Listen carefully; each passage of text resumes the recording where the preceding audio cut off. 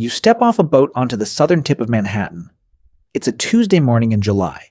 The air hits you like a wall, hot, wet, thick with exhaust and garbage and a smell you cannot name because nothing in your 40,000 years of ancestry has ever smelled like a New York City subway grate.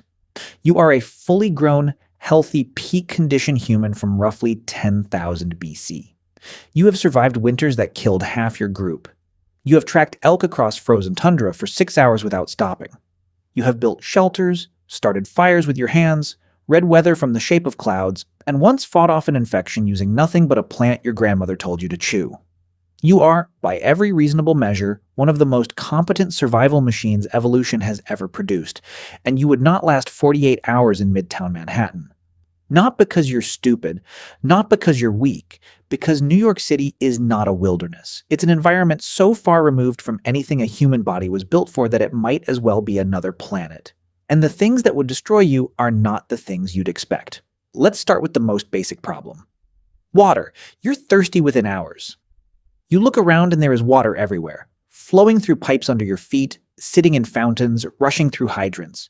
But you don't know what a pipe is, you don't know what a faucet is, you see the Hudson River and you walk toward it because that's what you've done your entire life. You find moving water, you drink.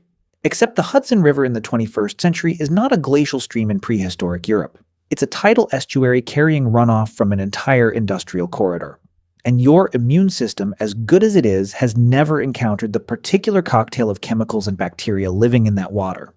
Your ancestors survived dirty water by fermenting it, boiling it, or knowing which springs were safe because their grandmothers told them. You have no grandmother here. You have no fire. You have no vessel to boil anything in. You just have a river that looks fine and isn't. Now let's talk about food, because this is where it gets strange. New York City contains more accessible calories per square mile than any environment in human history.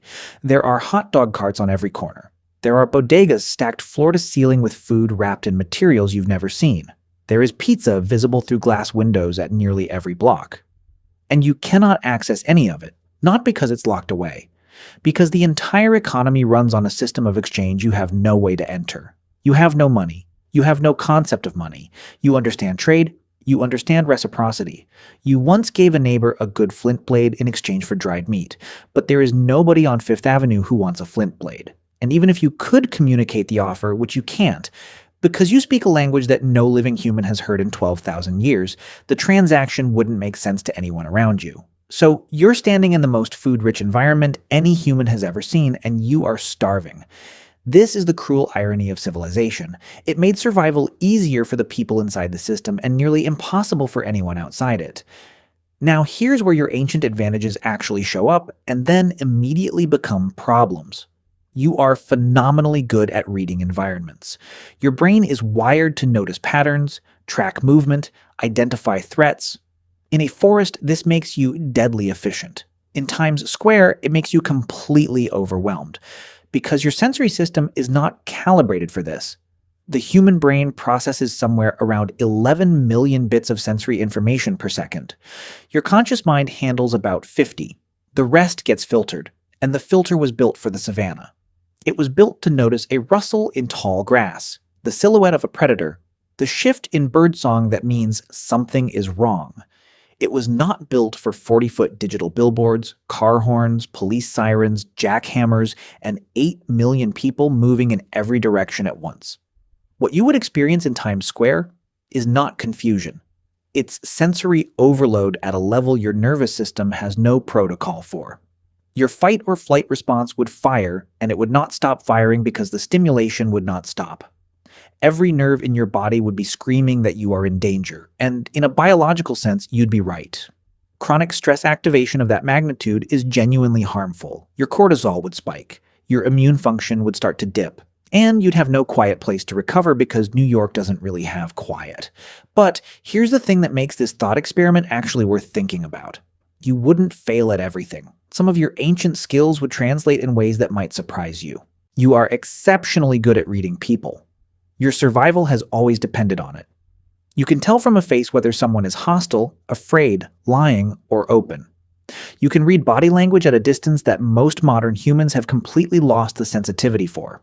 In a world without spoken language in common, That ability becomes your single greatest tool. You would figure out, faster than you'd think, who is safe. You would find the people who offer food without expectation. You would avoid the ones whose posture says danger before they ever open their mouths. You would also find shelter faster than most people assume, because you are used to sleeping in places that would terrify a modern person. A dry corner under a bridge is, structurally, not that different from a rock overhang. A cardboard box is better insulation than a lot of things you've slept under before.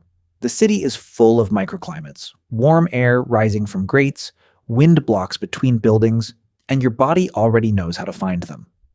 You have spent your entire life locating the warmest, driest, most protected spot in any landscape. Manhattan is just a new landscape. A very loud, very strange, very vertical landscape, but a landscape nonetheless. And here is the part of this that actually says something about us. Because every skill that ancient human has, the endurance, the awareness, the ability to read people, the talent for finding shelter in hostile terrain, those skills still exist in people today. You see them in the unhoused. You see them in refugees dropped into cities where they don't speak the language. You see them in every human being who has ever been stripped of the system and forced to survive on instinct alone. The ancient toolkit doesn't disappear just because the environment changes. It gets buried under 12,000 years of infrastructure and convenience, but it's still in there, running quietly in the background. The real answer to whether an ancient human could survive in New York is uncomfortable, not because they couldn't, but because the things that would stop them, the money, the language, the systems they can't access, those aren't natural barriers. We built those. We built a world so complex that the most capable survival animal the planet has ever produced could stand in the middle of it and starve. Not because the food isn't there, because the food is behind a wall made of numbers and plastic cards and rules written in a language he never learned. Your ancient ancestor could cross a continent on foot, kill a mammoth with a sharpened rock, and navigate by stars across open water.